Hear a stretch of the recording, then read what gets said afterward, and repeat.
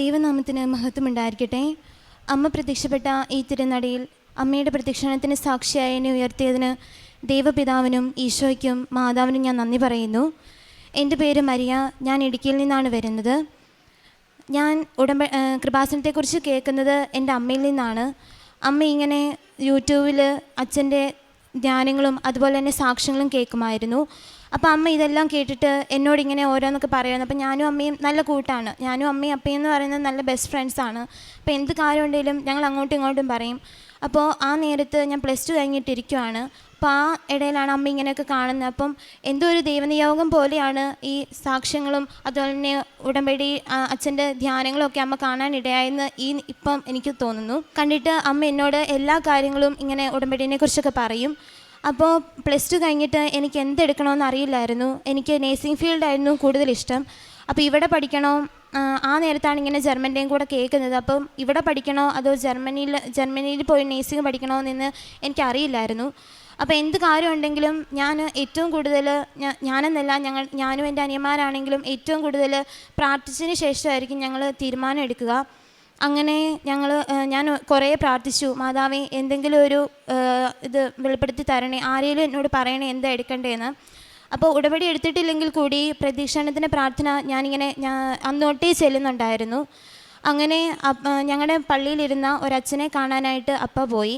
അപ്പോൾ അച്ഛൻ ചോദിച്ചു, മോൾ എന്തിനു വേണ്ടിയിട്ടാണ് പോകുന്നത്, എന്തെടുക്കാനായിട്ട് തീരുമാനിക്കുന്നതെന്ന് ചോദിച്ചു. അവൾക്കിങ്ങനെ നേഴ്സിംഗ് പോകാനാണ്, അപ്പോൾ ഇവിടെ എവിടെയെങ്കിലും നോക്കാനാണെന്ന് ഓർത്തിരിക്കുവാണെന്നൊക്കെ പറഞ്ഞു. അപ്പോൾ അച്ഛൻ എടുത്ത വയൽ പറഞ്ഞു, അവളോട് ഇവിടെ പഠിക്കേണ്ട, നേരെ ജർമ്മനിക്ക് പോയി അവിടെ നിന്ന് പഠിച്ചാൽ മതി എന്ന് പറഞ്ഞു. അങ്ങനെ അപ്പോൾ വന്ന് എന്നോട് പറഞ്ഞപ്പോൾ ഞാൻ വിചാരിച്ചു, ഞങ്ങൾ പ്രാർത്ഥിച്ചതിൻ്റെ ഫലമായിട്ട് അച്ഛൻ തന്നെ പറയണമെന്നുണ്ടെങ്കിൽ അത് മാതാവ് എന്നോട് പറഞ്ഞതുപോലെയാണ് എനിക്ക് തോന്നിയത്. അങ്ങനെ ഞാൻ ജർമ്മൻ തിരഞ്ഞെടുത്തു. ഉടമ്പടി എടുത്തിട്ടില്ലെങ്കിൽ കൂടി ജർമ്മൻ്റെ ആ കോഴ്സിൻ്റെ ഇടയ്ക്കെല്ലാം ബൈബിൾ വായനയും അതുപോലെ തന്നെ പ്രദക്ഷിണ പ്രാർത്ഥനയും കൊന്തയും എല്ലാം ചെല്ലുമായിരുന്നു. അങ്ങനെ കോഴ്സ് കംപ്ലീറ്റ് ആക്കി. ആദ്യത്തെ എക്സാം എഴുതാനായിട്ട് തയ്യാറെടുത്തു. പ്രാർത്ഥനയാണ് ഏറ്റവും മുന്നിലായിട്ടുള്ളത്. അത് കഴിഞ്ഞിട്ടായിരുന്നു ഞങ്ങൾക്ക് എന്ത് മത്സരമാണെങ്കിലും പരീക്ഷയാണെങ്കിലും ഞങ്ങൾ പോകണ്ടായിരുന്നുള്ളൂ. അപ്പോൾ ഇതുപോലെ B2ൻ്റെ എക്സാമിന് എടുത്തപ്പോൾ പോലും ഞാൻ ഏറ്റവും കൂടുതൽ പ്രാർത്ഥിക്കുകയും അതുപോലെ തന്നെ പഠിക്കുകയും ചെയ്തു. ഞാൻ പഠിച്ചു എന്നൊരു കോൺഫിഡൻസ് എനിക്കുണ്ടായിരുന്നു. എനിക്ക് കിട്ടും, എനിക്ക് അത്രയും കുഴപ്പമില്ലായിരുന്നു. B2ൻ്റെ ഒക്കെ പ്രിപ്പറേഷൻ സമയത്താണെങ്കിലും എന്നെക്കൊണ്ട് ഓക്കെയാണ്, മാതാവും കൂടി ഉണ്ടല്ലോ എന്നുള്ളൊരു ധൈര്യം എനിക്കുണ്ടായിരുന്നു. അങ്ങനെ ഞാൻ എക്സാം അറ്റൻഡ് ചെയ്യാനായിട്ട് പോയി. അവിടെയാണെങ്കിൽ എന്നോട് ഉടമ്പടിയുടെ ഇതൊന്നും ഇല്ല എങ്കിൽ പോലും എൻ്റെ ഫ്രണ്ട്സിൻ്റെ കയ്യിൽ നിന്ന് ഉടമ്പടിയുടെ ഉപ്പും തൈലവും ഒക്കെ എനിക്ക് കിട്ടി. അപ്പോൾ ഞാൻ അതെല്ലാം പ്രാർത്ഥിച്ച് പോക്കറ്റിലൊക്കെ എടുത്ത് ഞാൻ പോയി പരീക്ഷ അറ്റൻഡ് ചെയ്തു. 4 എണ്ണം കിട്ടിയില്ലെങ്കിൽ കൂടി 2 എണ്ണമെങ്കിലും എനിക്ക് കിട്ടുമെന്ന് എനിക്കൊരു പ്രതീക്ഷ ഉണ്ടായിരുന്നു. പക്ഷേ റിസൾട്ട് വന്നപ്പോൾ 4 എണ്ണത്തിൽ 1 എണ്ണം പോലും എനിക്ക് കിട്ടിയില്ല. അതെന്ന് പറയുന്നത് എനിക്ക് ഭയങ്കര സങ്കടമായിരുന്നു. കാരണം ഇതുവരെ ഞാനൊരു പരീക്ഷയ്ക്ക് പോലും അങ്ങനെ തോറ്റിട്ടില്ല. എല്ലാത്തിനും നല്ല മാർക്കോടെ ആയിരിക്കും ഞാൻ ജയിക്കുക. അപ്പോൾ 4 എണ്ണത്തിൽ 1 എണ്ണം പോലും കിട്ടാതായപ്പോൾ ഞാൻ നന്നായിട്ട് വിഷമിച്ചു. എന്താ പറയുക, അത്രയും കൂട്ടായിട്ടിരുന്നിട്ട് എനിക്ക് തന്നില്ലല്ലോ, ബാക്കിയെല്ലാം ഞാൻ ചോദിക്കുമ്പോൾ എനിക്ക് തരുന്നതായിരുന്നു, ഇത് മാത്രം എനിക്ക് തന്നില്ലല്ലോ മാതാവേ, ഈശോയെ, അങ്ങനെ ഒരു ഇതുണ്ടായിരുന്നു. പിന്നെ പള്ളിയിൽ പോകും, പള്ളി എത്ര ഇതാന്ന് പറഞ്ഞാലും ഞങ്ങൾ പള്ളിയിൽ പോകാണ്ടിരിക്കത്തില്ല. അപ്പോൾ ഞാൻ പള്ളിയിൽ പോകും, കുടുംബക്കൂടായ്മ പ്രാർത്ഥന കുരിശുവരയ്ക്കാണെങ്കിലും പ്രാർത്ഥിക്കും. ഒരു എന്താ അതിന് മുന്നേയൊക്കെയാണെന്ന് പറഞ്ഞാൽ ഭയങ്കരമായിട്ട് സന്തോഷത്തോടെ ആയിരിക്കും ഞാൻ കുർബാനയ്ക്കും പ്രാർത്ഥനയ്ക്കൊക്കെ ഇരിക്കുക. പക്ഷേ എനിക്ക് റിസൾട്ട് വന്നിട്ട് ഞാൻ പൊട്ടി കഴിഞ്ഞപ്പോൾ എനിക്ക് അങ്ങ് ഭയങ്കരമായിട്ട് സങ്കടമായി. അങ്ങനെ അമ്മ പറഞ്ഞു, സാരമില്ല, ഉടമ്പടി എടുക്കാൻ വേണ്ടിയിട്ട് നിന്നെ ഒന്ന് പൊട്ടിച്ചതായിരിക്കും, നീ വിഷമിക്കൊന്നും വേണ്ടാന്ന് പറഞ്ഞു. അങ്ങനെ ഞാനും അപ്പയും കൂടെ ഒരു ആൻറ്റിയും കൂടെ വന്ന് ഞാൻ അങ്ങനെ ഇവിടെ ഉടമ്പടി എടുക്കാമെന്ന് തീരുമാനിച്ചു. അങ്ങനെ 14/4/2024 ഞാനിവിടെ വന്ന് ഉടമ്പടി എടുത്തു. ഉടമ്പടി എടുത്തു കഴിഞ്ഞ് എനിക്കൊരു ഇവിടെ ഉടമ്പടിയൊക്കെ എടുത്തു കഴിഞ്ഞ് എനിക്ക് ഭയങ്കര ഒരു ശക്തിയായിരുന്നു.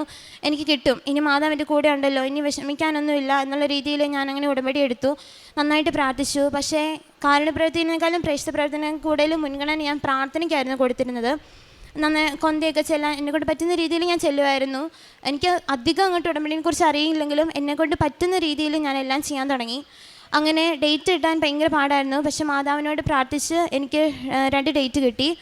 അങ്ങനെ എക്സാമിന് എഴുതി പോയി കഴിഞ്ഞപ്പം കയറുന്നതിന് മുന്നേ ഞാൻ ബൈബിൾ തുറന്ന് നോക്കിയപ്പം നിന്നെ ശക്തനാക്കുന്നതിലൂടെ നിനക്കെല്ലാം ചെയ്യാൻ സാധിക്കും എന്നൊരു ബൈബിൾ വാക്യമായിരുന്നു എനിക്ക് കിട്ടിയത്.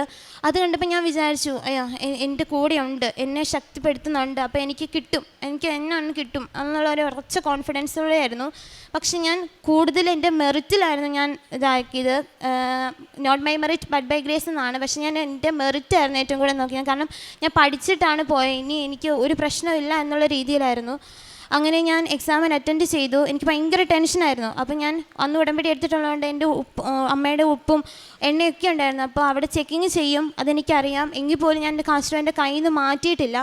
അപ്പോൾ ഞാനിങ്ങനെ ബസ്സിൽ പോകുമ്പോഴാണ് കുറേ കൊന്ന് ചെല്ലിയിട്ടാണ് ഞാൻ പോയിക്കൊണ്ടിരുന്നത്. അപ്പോൾ എനിക്ക് മാതാവിൻ്റെ മുല്ലപ്പൂവിൻ്റെ സുഗന്ധം ഇങ്ങനെ കിട്ടിക്കൊണ്ടേയിരിക്കും. അപ്പം ഞാൻ ഉറപ്പിച്ചു, എനിക്ക് ഉറപ്പായിട്ടും കിട്ടും, എന്തായാലും മാതാവ് കൂടെ ഉണ്ടല്ലോ. പിന്നെ ഞാൻ ലോക്കറ്റ് കൈ പിടിക്കുമ്പോഴാണേലും എന്തോ ഒരു തണുത്ത ഫീലും അതുപോലെ തന്നെ മാതാവിൻ്റെ കൂടെ എന്നുള്ളൊരു ഫീലായിരുന്നു. അങ്ങനെ ഞാൻ എക്സാമിന് കയറുന്നതിന് മുന്നേ തന്നെ അവിടെ ഉപ്പെല്ലാം ഇട്ട് പ്രാർത്ഥിച്ചു കയറി. പക്ഷേ എക്സാം എഴുതി കഴിഞ്ഞാൽ വന്നപ്പോൾ എനിക്ക് ഉറപ്പായിരുന്നു എനിക്ക് കിട്ടും, നല്ല എളുപ്പമായിരുന്നു. അവിടെ ചെന്നിട്ടാണെങ്കിലും എനിക്ക് നന്നായിട്ട് പ്രിപ്പയർ ചെയ്ത് നന്നായിട്ട് സ്പീക്ക് ചെയ്യാനും റൈറ്റ് ചെയ്യാനും എല്ലാം സാധിച്ചു.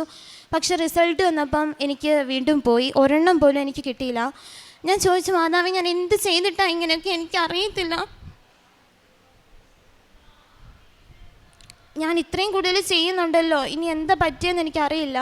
അപ്പോൾ അമ്മ എന്നോട് പറഞ്ഞു, നീ ഉടമ്പടി എടുത്തു, പക്ഷേ സാക്ഷ്യത്തിൽ കേൾക്കുന്ന പോലെ എല്ലാവരും ചെയ്യുന്നതിനെ പോലെ കാരുണ്യപ്രവൃത്തിയും പ്രേക്ഷിത പ്രവർത്തനം നീ ഇങ്ങനെ ചെയ്യുന്നില്ല, ചിലപ്പോൾ അതിൻ്റെ ആയിരിക്കും എന്നോർത്തു. അങ്ങനെ അപ്പോൾ എനിക്കും തോന്നി ചിലപ്പോൾ അതിൻ്റെ ആയിരിക്കും മാതാവ് എനിക്ക് തരാത്തത് എന്നൊക്കെ തോന്നി. അങ്ങനെ എനിക്ക് ഇത്രയും കിട്ടാതായപ്പോൾ കൂടി എല്ലാവരും എന്നോട് പറഞ്ഞു, ചിലപ്പോൾ നിനക്ക് ഇതായിരിക്കില്ല, ഇവിടെ നിന്ന് നേഴ്സിംഗ് പഠിക്കാനായിരിക്കും എന്ന് പറഞ്ഞു. അപ്പോൾ ഞാൻ ഇവിടെ നേഴ്സിംഗ് എടുക്കാനായിട്ട് എല്ലാവരും തീരുമാനിച്ചു. അങ്ങനെ ബാംഗ്ലൂരിൽ ഒരു കോളേജിൽ സീറ്റ് തയ്യാറാക്കി നേഴ്സിങ്ങിന് വേണ്ടിയിട്ട്.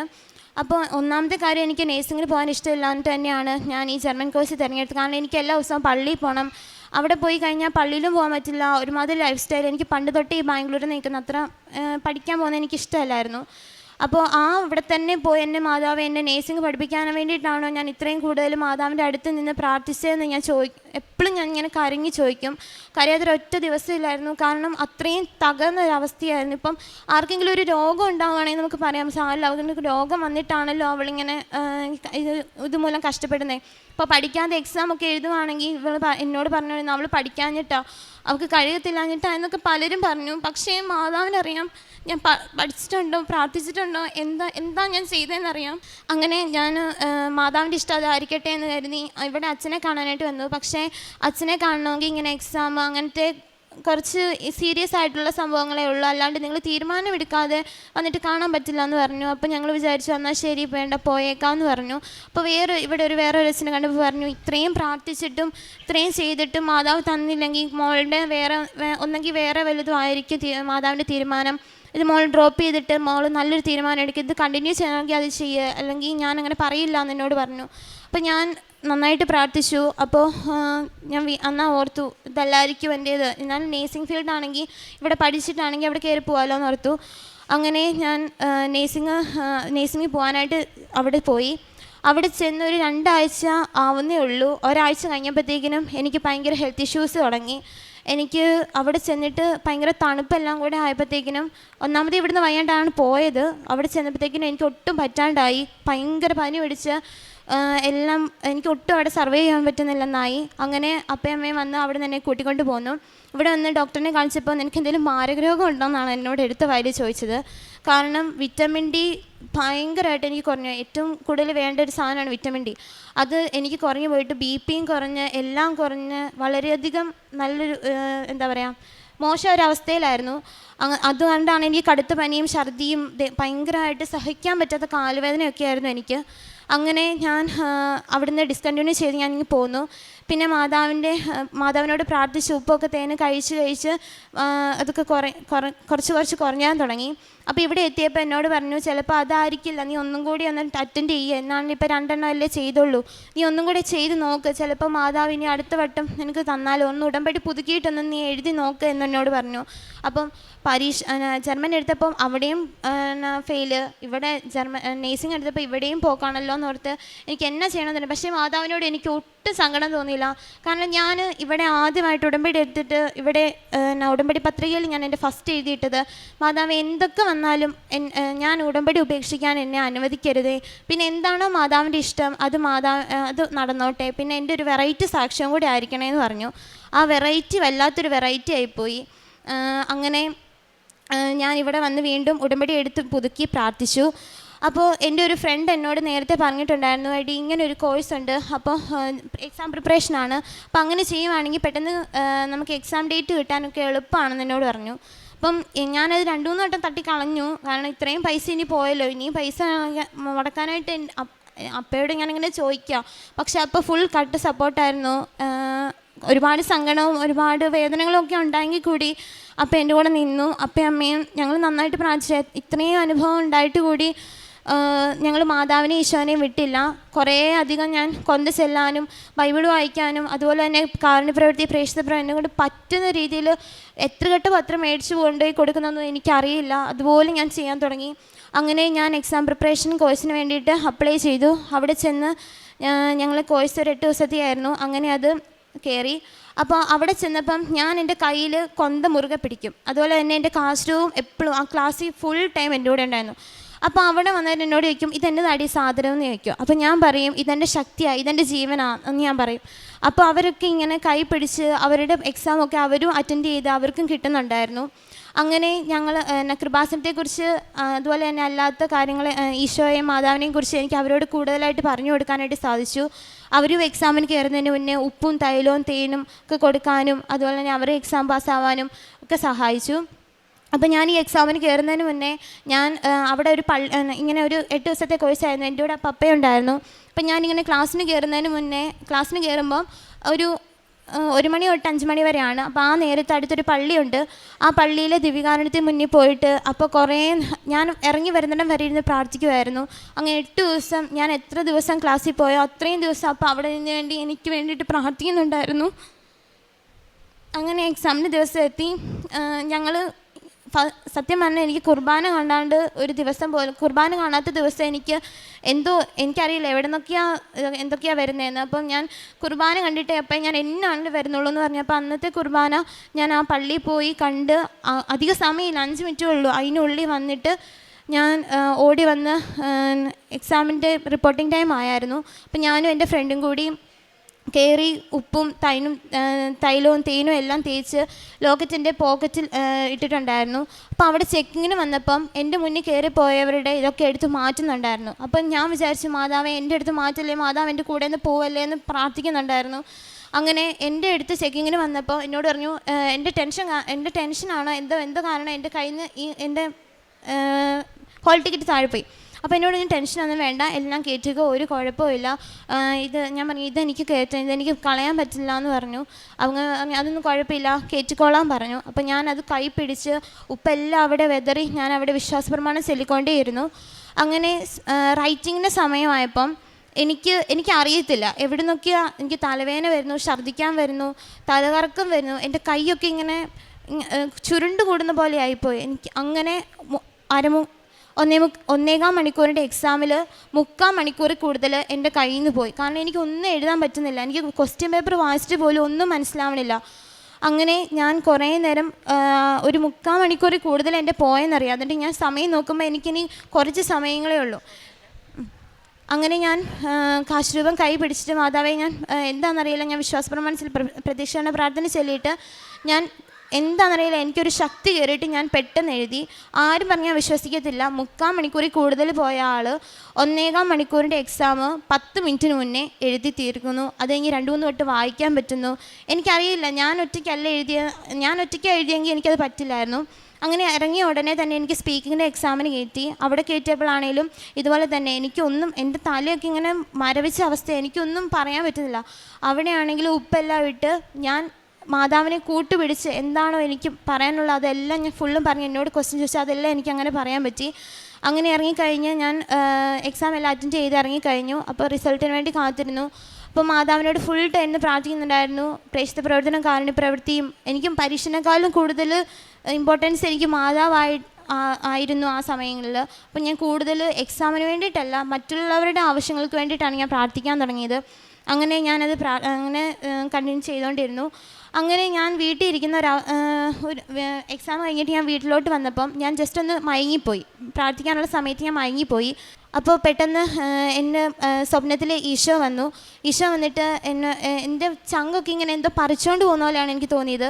അപ്പോൾ ഞാൻ പറഞ്ഞു, ഈശോ എനിക്ക് എന്നെ കൊണ്ടുപോകല്ലേ, എന്നോട് കരുണയായിരിക്കണേ എന്നൊക്കെ ഞാനിങ്ങനെ പ്രാർത്ഥിച്ചു. അത് കഴിഞ്ഞാൽ പെട്ടെന്ന് ഈ പാഷൻ ഓഫ് ദി ക്രൈസ്റ്റിലെ ഈശോയുടെ ആ ക്രൂശിത രംഗമാണ്. അപ്പം ഞാൻ മാത്രമേ മുട്ടയെ കുത്തുന്നുള്ളൂ.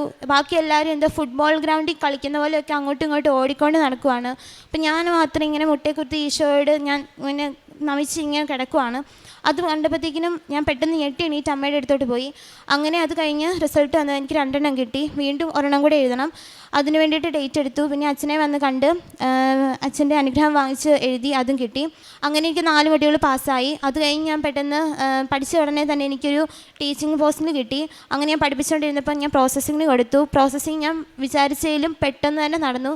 അങ്ങനെ പ്രോസസ്സിങ്ങിന് കൊടുത്ത് പ്രോസസ്സിങ് എല്ലാം ശരിയായി. വിസ വന്നു, എനിക്ക് ടിക്കറ്റും കിട്ടി. അടുത്ത 27-ാം തീയതി ഞാൻ ജർമ്മനിയിലോട്ട് പോവുകയാണ്. പ്രേക്ഷിത പ്രവർത്തനം ഞാനാണെങ്കിൽ കൂടുതലായിട്ടും ജനറൽ ആശുപത്രിയിലാണ് പോയിക്കൊണ്ടിരുന്നത്. അച്ഛൻ ധ്യാനത്തിൽ പറയുന്ന പോലെ നമ്മൾ ഏറ്റവും കൂടുതൽ സർക്കാർ ആശുപത്രിയിലാണ് പോകേണ്ടതെന്നുള്ള ആ ഒരു ഇതിലാണ് ഞാൻ പോയിക്കൊണ്ടിരുന്നത്. അവിടെ ഞാനും അപ്പയും കൂടെ എന്നെക്കൊണ്ട് പറ്റുന്ന ഇപ്പോൾ 5 കെട്ടോ 4 കെട്ടോ എത്ര കെട്ടാണോ ഒരു വട്ടം മേടിക്കാൻ പറ്റുന്നത് അത്രയും പത്രം മേടിക്കും. അത് കഴിഞ്ഞ് വിശ്വാസപ്രമാണം എണ്ണയും ഉപ്പൊന്നും വെച്ച് ഞാൻ ഒരു കൊന്ത തന്നെ എല്ലാവർക്കും ചൊല്ലിയിട്ടാണ് കൊടുക്കാറുള്ളത്. അങ്ങനെ അതാണ് എൻ്റെ പ്രേക്ഷിത പ്രവർത്തനം. പിന്നെ കാരുണ്യപ്രവൃത്തി എന്ന് പറയുന്നത് ഞാൻ ഒരു ഭിന്നശേഷിയായിട്ടുള്ള അതുപോലെ തന്നെ അഗതിമന്ദിരം അങ്ങനത്തെ ഉള്ള 2 പോകാറുണ്ട്. ഞാനും അപ്പയും പോയി അവിടെ എന്നെക്കൊണ്ട് പറ്റുന്ന രീതിയിൽ അവർക്ക് നഖം വെട്ടാനോ കുളിപ്പിക്കാനോ അവർക്ക് ഭക്ഷണം ഉണ്ടാക്കാനായിട്ടോ എന്താണോ അവർ പറയുന്നത് ആ കാര്യം എല്ലാനായിട്ട് ചെയ്യാനായിട്ട് ഞാൻ നോക്കാറുണ്ട്. പിന്നെ ഞാൻ വേദപാഠം പഠിപ്പിക്കാനായിട്ട് ഉടമ്പടി എടുത്ത് കുറച്ച് നാൾക്ക് ശേഷം എനിക്ക് വേദപാഠം പഠിപ്പിക്കാനെന്നുള്ളൊരു ദൗത്യം മാതാവ് തന്നു. അതുപോലെ തന്നെ ഏറ്റവും കൂടുതലായിട്ട് ഒരു ദിവസം പണ്ട് ഞാൻ എന്നും പള്ളിയിൽ പോകും എന്നെങ്കിലും ഉപരി ഇപ്പം ഞാൻ ഓരോ കുർബാനയ്ക്ക് ഓരോരുത്തർക്ക് വേണ്ടിയിട്ട് ഞാൻ കാഴ്ചവെക്കും, അവരുടെ നിയോഗം കാഴ്ചവെക്കും. ആരെങ്കിലും എന്തെങ്കിലും എന്നോടൊരു സഹായം ചോദിച്ചു കഴിഞ്ഞാൽ അവർക്ക് വേണ്ടിയിട്ട് ഞാൻ കുർബാനയുടെ നിയോഗമായിട്ട് വെച്ച് അവർക്ക് വേണ്ടിയിട്ട് കിട്ടുന്നവരെ പ്രാർത്ഥിക്കും.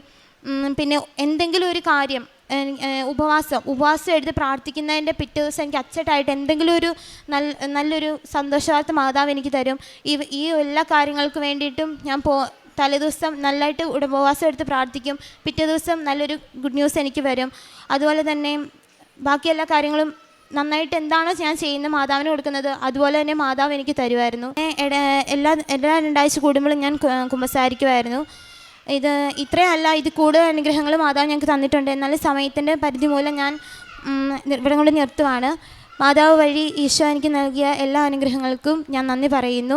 എൻ്റെ ഈ സാക്ഷ്യം ദൈവമഹത്വത്തിനായി സമർപ്പിക്കുകയും ചെയ്യുന്നു. ദൈവത്തിൻ്റെ ശക്തമായ കരുത്തിന് കീഴിൽ നിങ്ങൾ താഴ്മയോടെ നിൽക്കുവേൻ. അവിടുന്ന് തക്ക സമയത്ത് നിങ്ങളെ ഉയർത്തിക്കൊള്ളും. നിങ്ങളുടെ ഉത്കണ്ഠകളെല്ലാം അവിടുത്തെ ഏൽപ്പിക്കുവേൻ. അവിടുന്ന് നിങ്ങളുടെ കാര്യത്തിൽ ശ്രദ്ധാലുവാണ്. ഈ മകൾ പറഞ്ഞൊരു കാര്യമുണ്ട്, എനിക്കൊരു സാക്ഷിയാകണം, ഒരു വെറൈറ്റി സാക്ഷിയാവണം എന്നാണ്. പ്രത്യക്ഷീകരണത്തിൻ്റെ സാക്ഷി. പക്ഷേ ഇതൊരു വല്ലാത്തൊരു സാക്ഷ്യമായെന്നാണ്. കാരണം ഈ മകൾ പല പ്രാവശ്യവും എനിക്കതിനുള്ള മെറിറ്റുണ്ട്, എനിക്ക് പറ്റും, എനിക്കത് സാധിക്കും എന്നുള്ളൊരു വിചാരമുണ്ടായിരുന്നു. അതാണ് ദൈവം നമ്മളെ ഓർപ്പിക്കുന്നത്. ദൈവത്തിൻ്റെ ശക്തമായ കരുത്തിന് കീഴിൽ നിങ്ങൾ താഴ്മയോടെ നിൽക്കുവാനാണ്. പിന്നീടാണ് ഈ മകൾ അത് റിയലൈസ് ചെയ്യുകയും ഇവിടെ വന്ന് ബഹുമാനപ്പെട്ട ജോസഫ് അച്ഛൻ്റെ കൈവെപ്പ് ശുശ്രൂഷ വഴി വീണ്ടും അനുഗ്രഹം ലഭിക്കുകയും പിന്നീടാണ് ലാസ്റ്റ് ടൈം ഈ മകൾ പോയി പരീക്ഷ എഴുതിയത്. ആ പരീക്ഷയാണ്, ആ ഇൻ്റർവ്യൂ ആണ്, എല്ലാം പാസ്സാവുകയും ഈ വരുന്ന 27-ാം തീയതി ഈ മകൾ ജർമ്മനിക്ക് പോവുകയാണ്. പിന്നീട് പറഞ്ഞ ഈ രോഗസൗഖ്യത്തിൻ്റെ കാര്യമാണ്. ഉടമ്പടി വസ്തുക്കൾ ഉപയോഗിച്ച് മാത്രമാണ് ഈ മകൾ പ്രാർത്ഥിച്ചത്. എന്ത് രോഗം വന്നാലും വിശ്വാസപ്രമാണം ചൊല്ലി വിശ്വാസത്തോടെ ഉടമ്പടി വസ്തുക്കൾ ഉപയോഗിക്കുകയും പിന്നെ ഇപ്പോൾ പറയുകയും ചെയ്ത് ഇൻ്റർവ്യൂവിന് പോകുമ്പോഴും എല്ലാ കാര്യത്തിനും പോകുമ്പോഴും ഉടമ്പടി വസ്തുക്കൾ കൂടെ ഉണ്ടായിരുന്നുവെന്ന്. അതും ഈ മകളുടെ ഒരു വിശ്വാസത്തിൻ്റെ ഒരു തീഷ്ണതയാണത്, ഉടമ്പടി വസ്തുക്കളിലുള്ള ഉറച്ച വിശ്വാസം. ഈശോയും അമ്മയും നമ്മുടെ കൂടെ ഉണ്ടെന്നുള്ള ഒരു വിശ്വാസമാണ് ഈ മകളുടെ ജീവിതത്തിൽ ഉണ്ടായിരുന്നത്. വീണ്ടും വീണ്ടും പരാജയപ്പെടുമ്പോഴും ആരോ കൂടെയുണ്ട്, എനിക്ക് മുന്നോട്ട് പോകാമെന്നുള്ളൊരു വിശ്വാസം, ഒരു ധൈര്യം ഈശോയും അമ്മയുമാണ് ഈ മകൾക്ക് പകർന്നു കൊടുത്തത്. നമ്മുടെ ജീവിതത്തിലും സ്വന്തം ശക്തിയിലല്ല, ദൈവത്തിൻ്റെ ശക്തിയിൽ ആശ്രയിച്ച് എല്ലാം ദൈവത്തിൽ സമർപ്പിച്ച് നമുക്കും പ്രാർത്ഥിക്കാം. താഴ്മ ദുർബലതയല്ല, അത് ദൈവം പ്രവർത്തിക്കാനുള്ള ഒരിടമാണ്, ഒരവസരമാണ്, ഒരു സാഹചര്യമാണ്. ശരിയായ സമയത്ത് ശരിയായ രീതിയിൽ ദൈവം നമ്മയും ഉയർത്തുമെന്ന് നമുക്ക് വിശ്വസിക്കാം. താഴ്മയോടെ വിശ്വാസത്തോടെ ദൈവത്തിൻ്റെ സമയത്തിനായി നമുക്കും കാത്തിരിക്കാം. മഹത്വത്തിലേക്കുള്ള വഴി പരിശുദ്ധ അമ്മ നമ്മെ കൈപിടിച്ച് നയിക്കട്ടെ എന്ന് നമുക്ക് പ്രാർത്ഥിക്കാം. ഈശോയ്ക്കും അമ്മയെയും വിശ്വാസത്തോടെ കൂടുതൽ തീക്ഷ്ണതയോടെ നമ്മുടെ ഉടമ്പടി ജീവിതം മുന്നോട്ട് നയിക്കാൻ ഈശോയോടും അമ്മയോടും നമുക്ക് പ്രാർത്ഥിക്കാം. മരിയ ആൻസ്കറിയായ്ക്ക് ലഭിച്ച ഈ വലിയ അനുഗ്രഹത്തിന് നമ്മൾക്ക് കരങ്ങളടിച്ച് ദൈവത്തെ മഹത്വപ്പെടുത്താം. യേശുവേ നന്ദി, യേശുവേ സ്തുതി, ആവേ മരിയ. അത്യപൂർവ ദൈവാനുഭവങ്ങൾ ഇനി നിങ്ങൾക്കും സ്വന്തം. ഈ യൂട്യൂബ് ചാനൽ ഇതുവരെ സബ്സ്ക്രൈബ് ചെയ്തിട്ടില്ലെങ്കിൽ ഇപ്പോൾ തന്നെ സബ്സ്ക്രൈബ് ചെയ്യുക. ഈ വീഡിയോ ഇപ്പോൾ തന്നെ നിങ്ങളുടെ സുഹൃത്തുക്കൾക്ക് ഷെയർ ചെയ്തുകൊണ്ട് കർത്താവിൻ്റെ പ്രേക്ഷിതരാകുക.